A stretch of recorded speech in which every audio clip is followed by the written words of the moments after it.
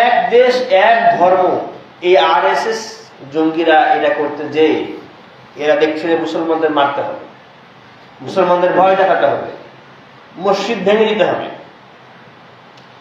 বিতর্কিত ওয়াকফ বিল পাশ করেছে, যে ওয়াকফ বিলের মাধ্যমে যে সমস্ত সম্পত্তি কয়েকশো বছর আগে মসজিদে দেওয়া আছে বা মাদ্রাসায় দেওয়া আছে সেগুলি গভর্নমেন্ট হস্তক্ষেপ করতে পারবে। ভারতের কত মন্দির আছে সরকারি জায়গায়, এই ওয়াকফ আইন পাশ করেই তারা কয়েকশো মসজিদ সরকারি পুলিশের সহায়তায়, পুলিশ স্টিল নাও দাঁড়িয়ে থাকছে, মসজিদ ভেঙে দিচ্ছে। যে আরএসএস মিছিল করছে, আমরা যাকে পাশলি বলি, রামদা বলি, এই ধরনের বিষয়গুলি নিয়ে বড় বড় রামদা হাতে নিয়ে মিছিল করছে, মুসলমান মারবে তাই। মসজিদের সামনে দিয়ে তারা দাঁড়িয়ে থেকে ভিডিও করছে, মুসলমান যদি কেউ আসে এখন নামাজ পড়তে তাকে মেরে দেওয়া হবে। আপনারা জানেন ভারতে জয় শ্রীরাম বলার কেন্দ্র করে মুসলমান মারাটা স্বাভাবিক ব্যাপার হয়ে দাঁড়িয়েছে। হিন্দুদের উৎসব মানে ভারতে মুসলমানকে মারতে হবে, এরকম একটা টেলিভিশন দাঁড় করাচ্ছে আরএসএস এবং তার নেপথ্যে কাজ করছে বিজেপি। কারণ দেশের 80% বেশি হচ্ছে হিন্দু, এদেরকে মুসলিম বিদ্বেষ কার্ড খেলে মোদী দীর্ঘদিন যাবৎ ক্ষমতায় ঠিক আছে, যদিও কারচুপিও আছে তার মাঝে, এবং এটাই হচ্ছে তার হাতিয়ার। এবং মুসলমানরা এত ভয়াবহ পরিবেশে পড়ছে, আপনারা জানেন নিশ্চয়ই, সিলেটে যত সম্ভব আমাদের আখাউড়ায় ভারতের এই পরিবেশকে কেন্দ্র করে 3টা হিজাব পরা মেয়েকে ধরে মেরেছে হিন্দুরা, ভিডিও করছে, তারপরে হিজাব খুলতে বাধ্য করেছে, এরপরে চুল কেটে দিয়েছে।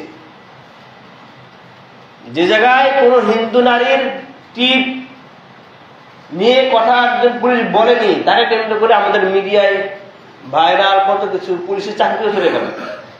অথচ সিলেটে 3জন বোরখা পরা মেয়ের, মুখ ঢাকা মেয়ের হিজাব খুলতে বাধ্য করা হয়েছে, চুল কেটে দেওয়া হয়েছে, এরপরে মিডিয়াতে সেটা নিউজ হয়নি। এটাই হচ্ছে আমাদের দেশেরও একটা ভয়াবহ হিন্দুদের আধিপত্য। আল্লাহ হেফাজত করেছে, হিন্দুদের পক্ষী সরকার দেশ থেকে গেছে, এরপরেও ভারতীয় হিন্দুদের আধিপত্য আমাদের সমাজে এভাবে বিদ্যমান।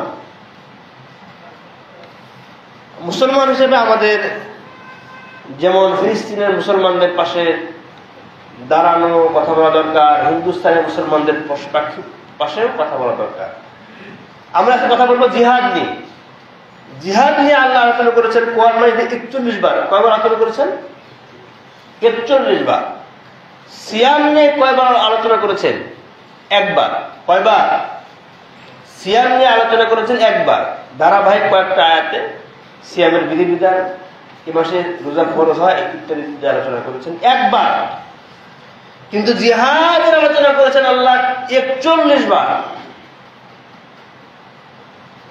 দেশের অস্ত্র অনেকের কাছেই থাকে, পুলিশের কাছে আছে, বিডিআরের কাছে আছে, আর্মির কাছে আছে, ডাকাতের কাছেও আছে, চোরের কাছেও আছে, আবার রাজনৈতিক দলের নেতার কাছেও আছে। পুলিশ, বিডিআর, আর্মি, র্যাব, এদের মাঝেও অবশ্যই সন্ত্রাস আছে, চাঁদাবাজ, ঘুষখোর, বদমাশ আছে। তবে আমরা কাদের সন্ত্রাস বলি? যারা সরকার মনোনীত বাহিনীর বাইরে চোরাকারবারি, রাজনৈতিক দল করে বা অন্য কেউ অস্ত্র ব্যবহার করে, ডাকাতি করে, আমরা এদের সন্ত্রাস বলি, তাই না? তাহলে দেশের একটা শ্রেণীহারি ডিফেন্সিভ হিসাবে অস্ত্র দিতে হয়, যদিও তাদের কিয়দাংশ অস্ত্রের অপব্যবহার করে থাকে। অন-ইসলামিক পরিবেশের কথা বলছি আমরা। ঠিক একই রকম ভাবে ইসলামী শরিয়া অস্ত্র হাতে নিতে বলে, অস্ত্র হাতে নিতে নিষেধ করে না, এবং তাকে খারাপ ভাবে দেখাটাকেও ইসলামী শরিয়া বৈধতা দেয় না। আমরা জিহাদ নিয়ে কথা বলছি, আজকে ভারতপন্থী সরকার নাই তাই হয়তো বলা সম্ভব হচ্ছে, থাকলে পরে বলা সম্ভব ছিল না। আজ ভারতের আরএসএস রাস্তায় মহড়া করছে অস্ত্র নিয়ে, রামদা, পাশলি, ছুরি, এটা নিয়ে তারা মিছিল করছে, মুসলমান মারবে তাই, পেলে মারছেও। তারা ভিডিও করছে। উদাহরণ হিসেবে বললাম, কয়েকদিন আগে আমাদের সিলেটের কথা বললাম, 3 জন মেয়ের হিজাব খুলে চুল কাটার ভিডিও করছে, মারছে পর্যন্ত। কি দাপট আমাদের ভূখণ্ডে, ওপারে তো করছেই। তো এই যে তাদের অবস্থা, এর এগেনস্টে মুসলমানরা দুর্বল। ভারতে প্রায় 20% মুসলমান, কিন্তু পুলিশে, আর্মিতে, বিডিআরে সৈন্য কোনো মুসলমানকে রাখা হয়নি। পুলিশে কোনো মুসলমানকে চাকরি দেওয়া হয় না। অথচ আমাদের দেশে 27% চাকরি করে হিন্দুতে। সরকারের বড় বড় পদে, যেসব পদ থেকে রাষ্ট্রকে ঘোরানো যায়, মাথা লাড়ানো যায়, রাজাগিরি করা যায়, এরকম পদগুলার 27% পদে আছে কারা? হিন্দুরা। কিন্তু দেশের মোট জনসংখ্যা 6 থেকে 7% হিন্দু, 6 থেকে 7% হিন্দু। সেই হিসাব অনুযায়ী যদি ন্যায্যতার ভিত্তিতে হিন্দুদের চাকরি দেওয়া হয়, তাহলে 6 থেকে 7% হিন্দু থাকার কথা বিভিন্ন পদে। যে জায়গায় সৈনিক পদে মুসলমান নিয়োগ পায় না, 0% পুলিশে, আর্মিতে, বিডিআরে ভারতে, সে জায়গায় আমার দেশের 27% হিন্দু বড় বড় পদে বসে আছে। ভারতপন্থী সরকার যাওয়ার পরে বেশ কিছু নিয়োগ বাতিল করা হয়েছে, যেগুলোর মাঝে ছিল যে মেডিকেলের ডাক্তার নিয়োগ, 100 জনই হিন্দু। 72 জনের একটা নিয়োগ বাতিল করা হয়েছে, যে 72 জনই হিন্দু। কি ভয়াবহ পরিবেশ! এভাবে আমাদের দেশটাকে দীর্ঘ 53 বছর যাবৎ ভারত গিলে খেয়েছে। আজ ওবার মুসলমানদের মারছে, তারা অসহায়। সে জায়গায় যেহেতু পুলিশে মুসলমান নাই, কোন ডিফেন্স যে মুসলমান নাই, মুসলমানদেরকে তারা পিটিয়ে মারছে, পুলিশ দাঁড়িয়ে থেকে প্রোটেকশন দিচ্ছে, তাদেরকে কিছুই বলছে না। মুসলমান মেয়েদেরকে পুলিশে বলছে যে রাতের জন্য ধরে নিয়ে যাবে, ধরে নিয়ে যাচ্ছে। তাহলে ভারতে মুসলমানরা কি ভয়াবহ পরিবেশ পার করছে। দিল্লিতে, উত্তর ঝাড়খণ্ডে, আসামে বিভিন্ন জায়গায় মুসলমানদের বাড়িঘর ভেঙে দেওয়া হচ্ছে। বাড়ি ছাড়তে বলা হয়েছে, বাড়ি ছাড়বে না, তাই পিটিয়ে মেরে ফেলা হচ্ছে। আরে গরুর গোশত দূরের কথা, বাড়িতে মুরগি গোশত রান্না করেছে, তাও মারতে চলে আসছে, ডেক্সি ফেলে দিচ্ছে, পিটাচ্ছে। মানে মুসলমান মারাটা যেন উৎসব রূপায়িত হয়েছে। আমাদের থেকে প্রায় 2000 কিলোমিটার দূরে ফিলিস্তিন, ইসরায়েল, আর আমাদের বাড়ির পাশে ভারত ও ইসরায়েল বসবাস করছে। আমাদের তাদের বিপরীতে সোচ্চার হওয়া উচিত। তাদের মন্দিরগুলিতে অস্ত্রকে রাখাটাকে স্বাভাবিক মনে করা হচ্ছে, অথচ ভারতের কোনো মিডিয়া আরএসএস কে জঙ্গি বলছে না। ভারতের কোনো মিডিয়া আরএসএস কে জঙ্গি বলছে না। অথচ আমার দেশের ভারতপন্থী পত্রিকা প্রথম আলো, ডেইলি স্টার সহ আরো যারা আছে, তারা আমাদের মুসলমানের কাছে কোরআন শরীফ আছে বা কোনো ইসলামের বই আছে, একে জঙ্গি বই বলে চালিয়ে দিচ্ছে। আমাদের জিহাদ নিয়ে আজকে কথা বলার, কেন কথা বলতে চাচ্ছি? আমাদের ভিতরে একটা স্পিরিট তৈরি হওয়া দরকার। তারা ধর্মের নামে অস্ত্রবাজি করছে পুরা দেশে। তাদের মন্দিরের পুরোহিতরা অস্ত্র সাপ্লাই দিচ্ছে। তাদের মন্দিরগুলিতে এই ধরনের রামদা সহ বিভিন্ন অস্ত্র, আগ্নেয়াস্ত্র রাখা হচ্ছে। গভর্নমেন্ট প্রোটেকশনে প্রশিক্ষণ দেওয়া হচ্ছে। এই যে ভয়াবহ একটা কালচার বেশ কিছুদিন যাবৎ ভারতে চলছে, এটা মুসলমানদের জন্য একটা ভয়াবহ পরিবেশ বয়ে আনবে। এটা শুধু সীমানার ওই পারে যে থেমে থাকবে, বিষয়টা কিরকম? কখনোই না। আপনারা জানেন যে ভারত হিন্দু কার্ড খেলার চেষ্টা করেছে এই সময়। কথাগুলা সমসাময়িক, এগুলি রাজনীতি নয়, এটাও ধর্মের অংশ। কারণ মুসলমান মাত্রই মুসলমানের পাশে দাঁড়ানোর মানসিকতা থাকাটা জরুরি। আজ প্রায় 300টা মসজিদ ভেঙে দিয়েছে ভারতীয়রা, কিন্তু আমরা বাংলাদেশের মুসলমান, আমরা এই নিয়ে কোনো প্রতিবাদ জানিয়েছি? জানাইনি। অথচ ভারতপন্থী সরকার পতন হওয়ার পরে এদেশে মন্দিরে একটাও হামলা হয়নি। তারা মিথ্যা মিডিয়ায় প্রচার চালিয়েছে যে ভারতে, বাংলাদেশে হিন্দুদের উপর নির্যাতন করা হচ্ছে। এই নিয়ে তারা আমাদের বর্ডার পর্যন্ত এসেছে মিছিল করতে করতে, যে বর্ডার খুলে দেওয়া হোক, বাংলাদেশ দখল করে নেব, 8 দিনে দখল করে নেব, চট্টগ্রাম কেড়ে নেব, ইত্যাদি ইত্যাদি। কিন্তু তারা যে প্রায় 300টা মসজিদ ভেঙে দিয়েছে আমাদের কান পর্যন্তই পৌঁছায়নি, সেটা তাই না? তাহলে হলো ওদের নিজ স্বজাতির প্রতি যে মানে মায়া দেখাচ্ছে, সে তুলনায় আমরা স্বজাতির প্রতি কোনো ধরনের সিম্পেথি মায়া দেখাতে পারছি না। দিব্যি মেরে দিচ্ছে। দিনের বেলায় রাস্তায় গাড়ি থামিয়ে মুসলমান মেরে ফেলছে। কেউ গাড়িতে আছে, গাড়ি থেকে নামিয়ে পিটিয়ে মারছে, ইট দিয়ে মাথায় মেরে ফেলছে। এটা আবার ভিডিও করে ছেড়ে দিচ্ছে। ভারতের কোনো মিডিয়া একে জঙ্গিবাদ বলছে না, যারা অস্ত্র নিয়ে মহড়া দিচ্ছে এদেরকেও জঙ্গি বলছে না, পুলিশ এদেরকে ধরছেও না, ধরবেও না, ধরার কোনো সম্ভাবনাও নাই। এইরকম একটা বিপরীত পরিবেশে ভারতের মুসলমানরা বর্তমানে বসবাস করছে। আল্লাহ রাব্বুল আলামিন সূরা তাওবার মধ্যে বলছেন, ওয়াকাতিলুল মুশরিকিনা কাফাতান কামা ইউকাতিলুনাকুম কাফা। তোমরা মুশরিকদের বিপরীতে সেভাবে নিজেদেরকে একতাবদ্ধভাবে উপস্থাপন করবে। জিহাদ মানে সংগ্রাম করা। জিহাদ মানে এমন না যে আপনাকে এখন যে মারামারিতে লেগে যেতে হবে। জিহাদ বলতে বোঝায় সংগ্রাম। সেটা হতে পারে প্রথমে মুখে, তারপরে সামাজিকভাবে, তারপরে যদি কোনো সময় প্রয়োজনীয়তা দেখা যায় তাহলে জীবন বাজি রেখেও মানুষের অধিকারের রক্ষার্থে ঝাঁপিয়ে পড়া। আল্লাহ বলছেন, ওয়াকাতিল মুশরিকিনা কাফা। মুশরিকরা তোমাদের বিপরীতে যেভাবে এক মানে সম্মিলিতভাবে জিহাদের ঝাঁপিয়ে পড়ছে, তোমরাও তাদের বিপরীতে ঝাঁপিয়ে পড়ো। ওয়ালামু আন্নাল্লাহা মাল মুত্তাকিন। তোমরা জেনে রেখো আল্লাহ রাব্বুল আলামিন মুত্তাকিনদের সাথে আছেন। রাসূলুল্লাহ সাল্লাল্লাহু আলাইহি ওয়াসাল্লাম নবী ছিলেন, তিনি দোয়া করলে তার দোয়া ফিরিয়ে দেওয়া হয়নি। ফিরিয়ে দেওয়া হয়েছে? ফিরিয়ে দেওয়া হয়নি। অথচ তিনি তার জীবদ্দশায় 27টি যুদ্ধ করেছেন। কতটা? 27টি যুদ্ধ করেছেন। সব কাজ যদি দোয়াতেই হতো তাহলে পরে 27টি যুদ্ধে তাকে অংশগ্রহণ করা লাগতো না।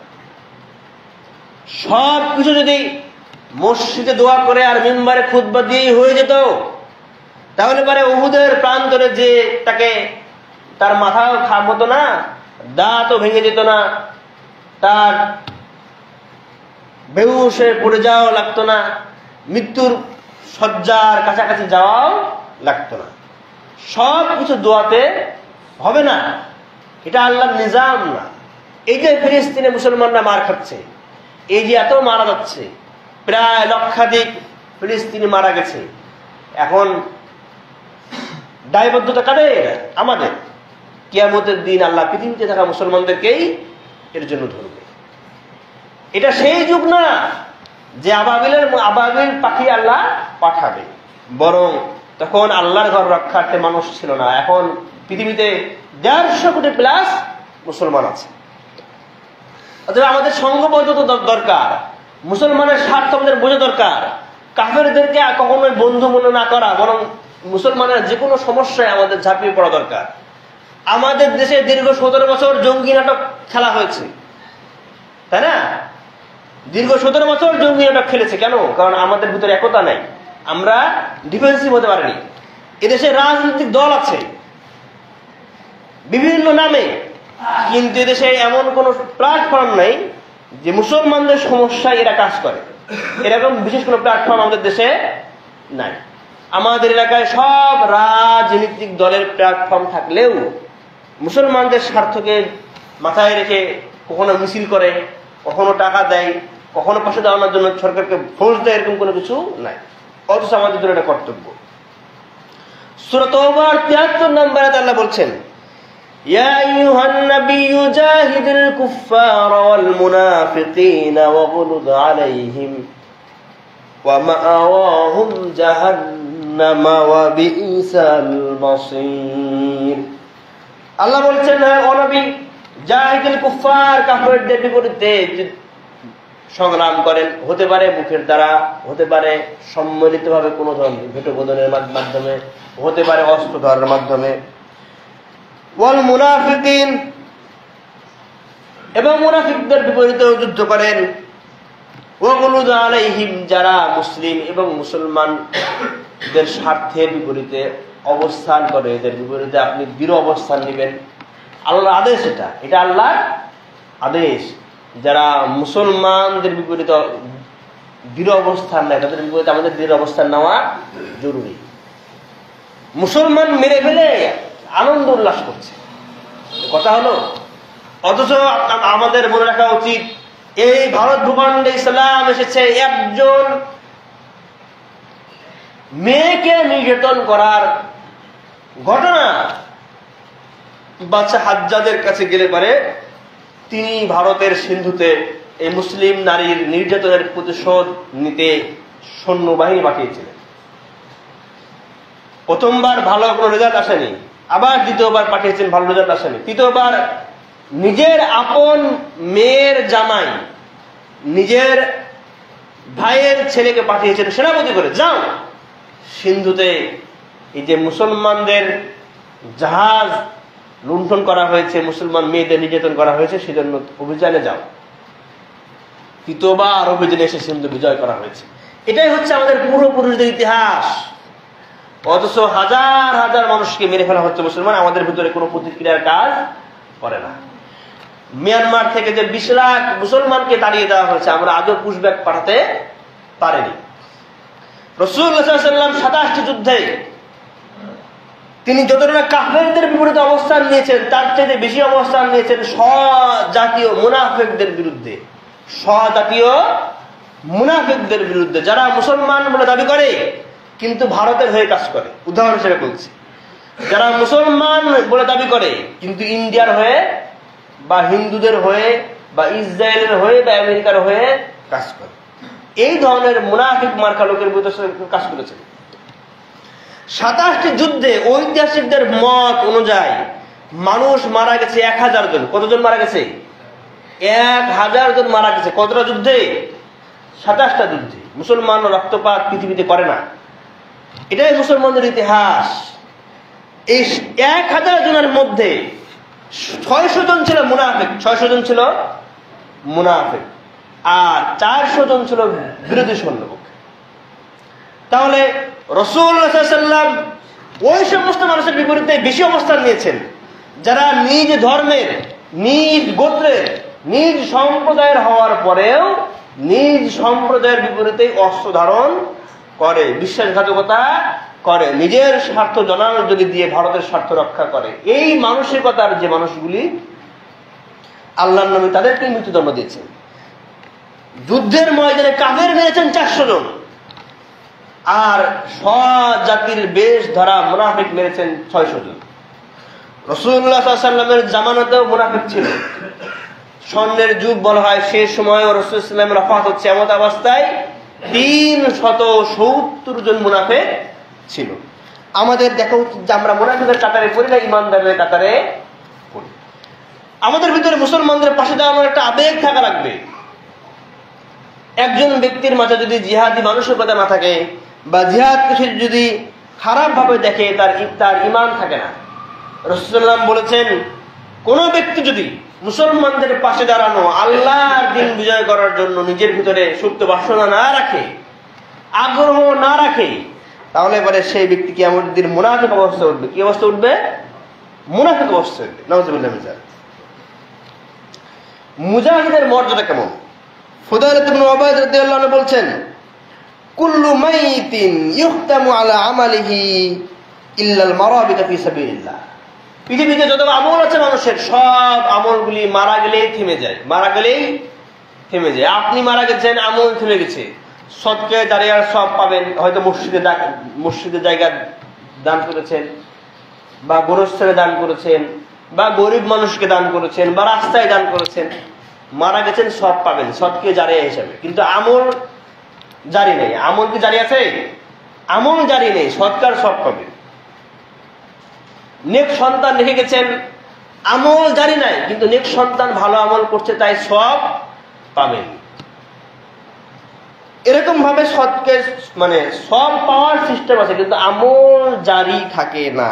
ইল্লাল মারাবিত ফি সাবিলিল্লাহ। ব্যতিক্রম হচ্ছে মুসলমানদের জান মাল রক্ষায় জিহাদের ময়দানে কেউ নিরাপত্তার জন্য নিরাপত্তা দিচ্ছে। এখন যেমন ফিলিস্তিনে যে ভয়াবহ পরিবেশ চলছে, এ সময় যারা হামাসের হয়ে যুদ্ধ করছে, আফগানিস্তানের সময় যারা মুসলমানদের পক্ষে লড়াই করেছে, এখন যারা হয়তো রোহিঙ্গা যুদ্ধ করছে তাদের সব ভূমিতে ফিরে যাওয়ার জন্য, এই ধরনের যুদ্ধক্ষেত্রে যে মুসলমানদের নিরাপত্তার জন্য পাহারা দিয়ে থাকে, এরা যদি মারা যায়, রাসূলুল্লাহ বলছেন ফাইন্নাহু ইউনমা লাহু আমালুহু ইলা ইয়াউমিল কিয়ামা, কিয়ামত পর্যন্ত সে যেন পাহারা দিতেই আছে, মুসলমানদের স্বার্থে সময় ব্যয় করতেই আছে, এই সব লেখা হতে থাকে। সুবহানাল্লাহ। কথাটাকে বোঝা গেল? কথাটাকে বুঝতে পারছেন? আবারও বলি, হাদিসের অনুবাদ ব্যতীতই বলি, আমি মসজিদে দান করেছি, রাস্তায় দান করেছি, গরিব মানুষকে দান করেছি, এটার কারণে আমি সৎকার সব পাবো মরার পরে, কিন্তু কোনো আমল জারি নাই, কোনো আমল জারি নাই। মারা গেছি, আমার নামাজ প্রতিদিন পড়ছি, এমন সব পাবো না আমি। মারা গেছি, প্রতি রমজানে সব রোজা রাখছি, এরকম সব আমি পাবো না। কিন্তু মুসলমানদের সাথে কুফফারদের যুদ্ধ হচ্ছে, বা মুসলমানদের নিরাপত্তার জন্য নিজের জানমাল কুরবানি করার জন্য কেউ দাঁড়িয়েছে, এই ব্যক্তি যদি ইন্তেকাল করে, তাহলে সে যেন প্রতিদিনই, সে মারা গেছে 2020 সালে, সে যেন কিয়ামত অবধি প্রতিদিনই মুসলমানদের জানমাল রক্ষায় পাহারা দিচ্ছেই, এই সব তার আমল নামে লেখা হয়। সুবহানাল্লাহ। কথাটাকে বোঝা গেল? ব্যতিক্রম আমল হচ্ছে মুসলমানদের জানমাল রক্ষায় নিজের আত্মনিয়োগ করা, এর চাইতে বড় কোনো আমল হতে পারে না।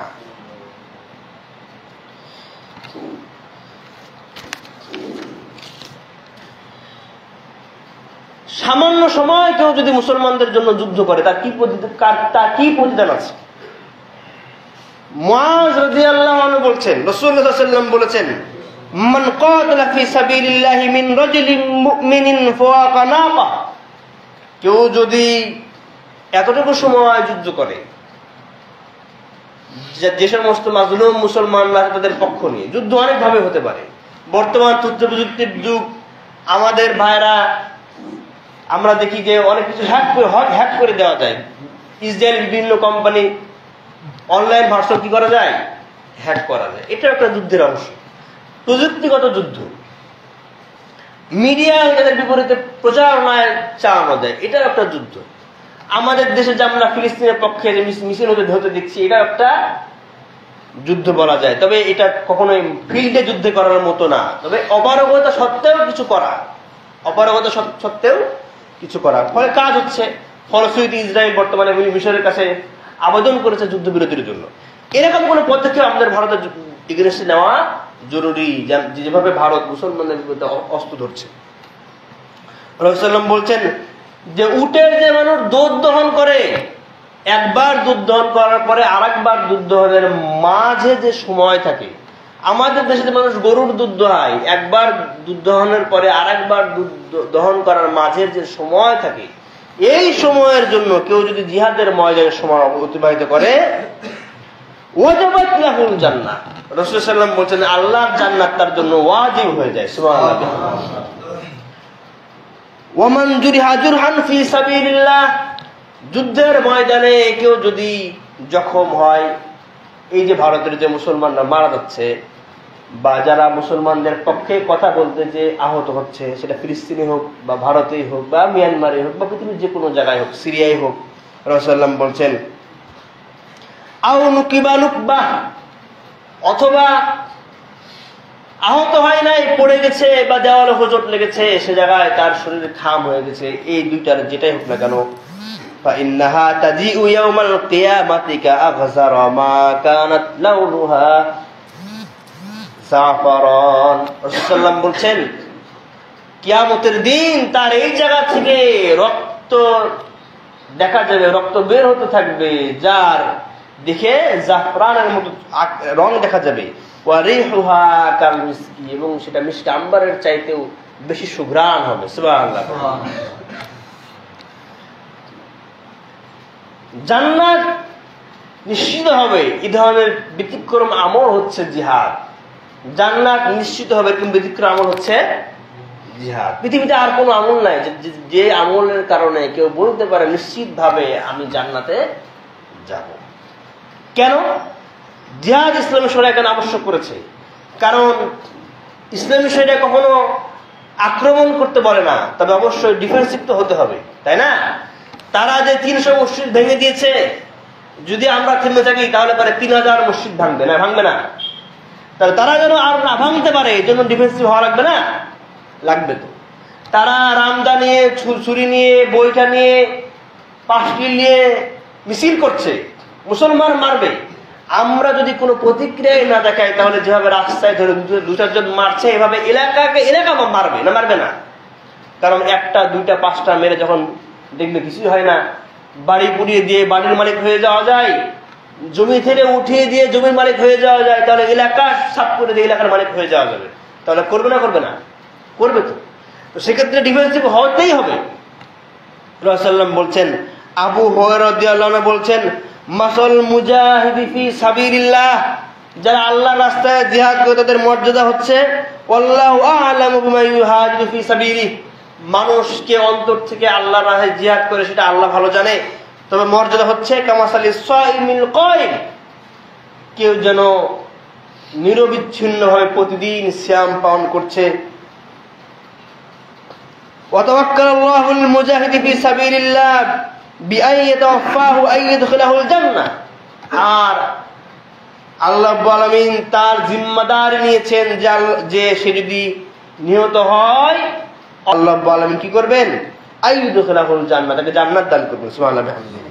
আও ইয়ারজাহু সালিমান মা'আজিনা ওয়া গনিমা, আর যদি সে ফিরে আসে তাহলে পরে তো, যদি নিহত নাই হয় তাহলে পরে প্রতিদান সহকারে, সম্মান সহকারে ফিরে আসে। মুজাহিদের মর্যাদার ব্যাপারে আবু হুরায়রা রাদিয়াল্লাহু বলছেন, ইন্না ফিল জান্নাতি মিয়াতা দারাজাতিন, জান্নাতে বিশেষ 100টা মর্যাদা সম্পূর্ণ স্থান আছে। আ'আদাল্লাহু লিল মুজাহিদিনা ফি সাবিলিল্লাহ, যে 100টি মর্যাদা সম্পন্ন স্থান আল্লাহ মুজাহিদদের জন্য রেখেছেন। মা বাইনাদ দারাজাতাইন, 2 স্তরের মাঝে ব্যবধান হচ্ছে কামা বাইনাস সামাই ওয়াল আরদ, একটি মর্যাদার স্থান থেকে দ্বিতীয় মর্যাদা, দ্বিতীয় থেকে তৃতীয়, তৃতীয় থেকে চতুর্থ, এই একটা থেকে আরেকটার মাঝে মর্যাদাগত ব্যবধান হচ্ছে কামা বাইনাস সামাই ওয়াল আরদ, আসমান এবং জমিনের মাঝে যে ব্যবধান আছে সেই ব্যবধান। সুবহানাল্লাহ।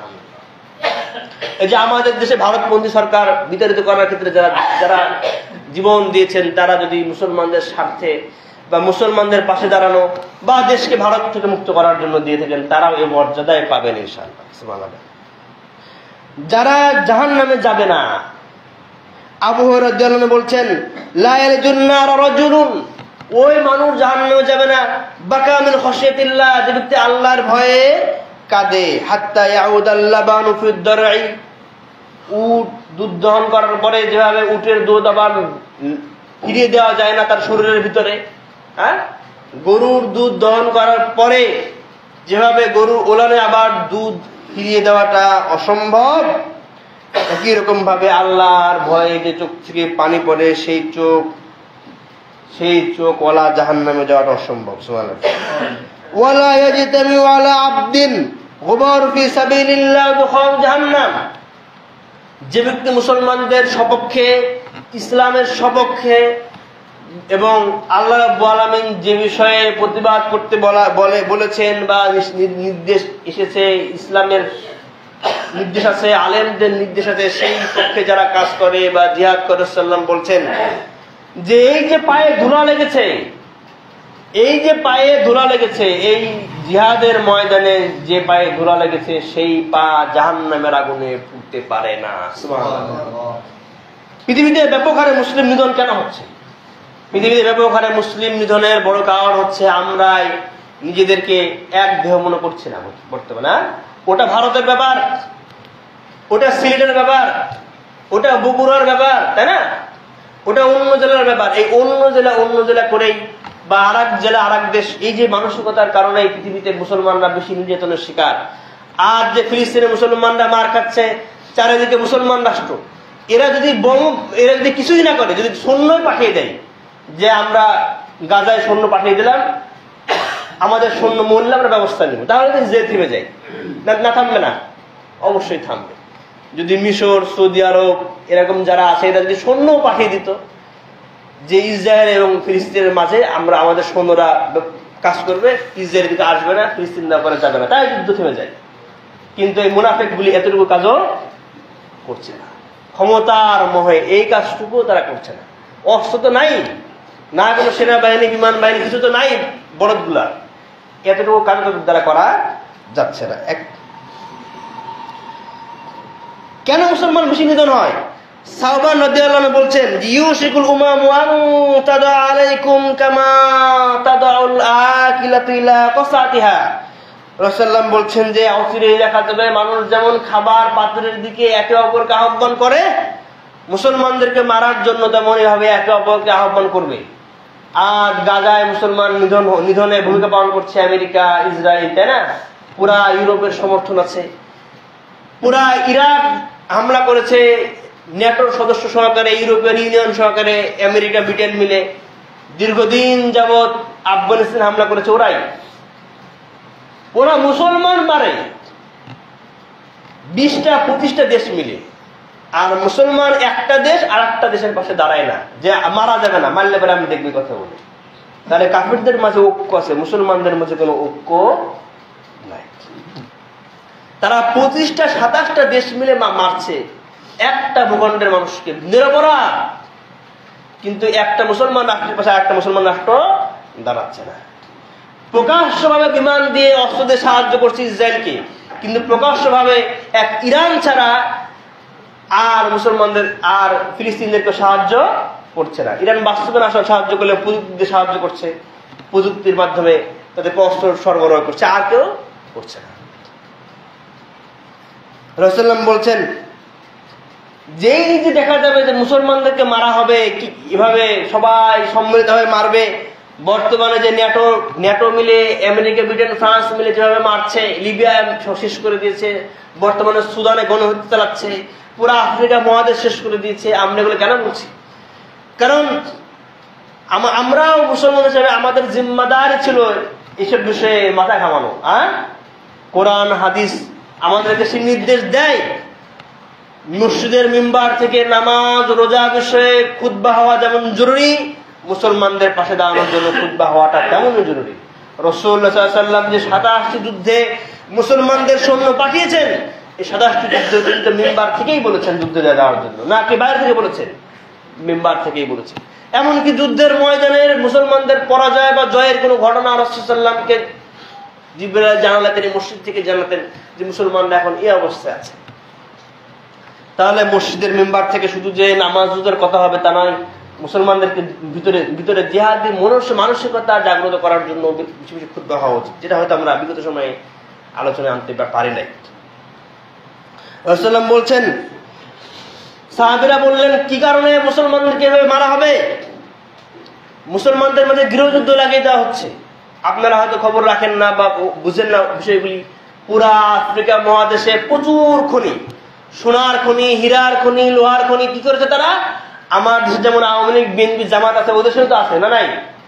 এরকম 2 পক্ষ 3 পক্ষকে অস্ত্র দিয়েছে, তোরা মারামারি কর। সব অস্ত্র রেখেছে আমেরিকা, ব্রিটেন, ফ্রান্স থেকে। ফলশ্রুতিতে এমনও দেশ আছে যেসব দেশে বর্তমানে 40 বছরের উপর একটা মানুষ খুঁজে পাওয়া যাবে না। 40 বছর বয়স এরকম একটা মানুষ খুঁজে পাওয়া যাবে না, সব সাপ। ফলে লাভ কি হয়েছে? ফলে লাভ হয়েছে পুরা দেশ, মানব সৈন্য সবাই ছোট ছোট। এবার কি হবে? এবার জাতিসংঘ মিশন পাঠিয়ে এবার যেগুলো জায়গায় খনি আছে সেগুলো জায়গা তারা ঘিরে নিয়ে বলছে জায়গায় জাতিসংঘ মিশন চলছে, আর মিশনের নামে তারা এই হরিলুট করছে। সোনার খনি, হীরার খনি, তেলের খনি, লোহার খনি হরিলুট করছে তারা। এভাবে মুসলমানদের শাসন করছে। আমাদেরকেও তারা তাই চায়। আমাদের দেশে তারা ভেঙে দিতে চায় বহুভাবে। ভারত চাচ্ছে যে কিভাবে গন্ডগোল লাগিয়ে দেওয়া যায়, চাচ্ছে কি যাচ্ছে না? কিভাবে দেশ অস্থির করে দেওয়া যায়, কিভাবে বিগত 53 বছরের মতো আবার দেশটাকে শোষণ করে খাওয়া যায়, চাচ্ছে। আমাদের সচেতন থাকা জরুরি। রাসূলুল্লাহ বলছেন, ওয়ালাকিন্নাকুম গুসাউন কাগুসাইস সাইল, তোমাদের অবস্থা হবে সমুদ্রের ফেনার মতো অস্তিত্বহীন, কোন ধরনের অবস্থান থাকবে না। সমাজ, রাষ্ট্রে, বিশ্বে মুসলমানদের কোনো অবস্থা থাকবে না।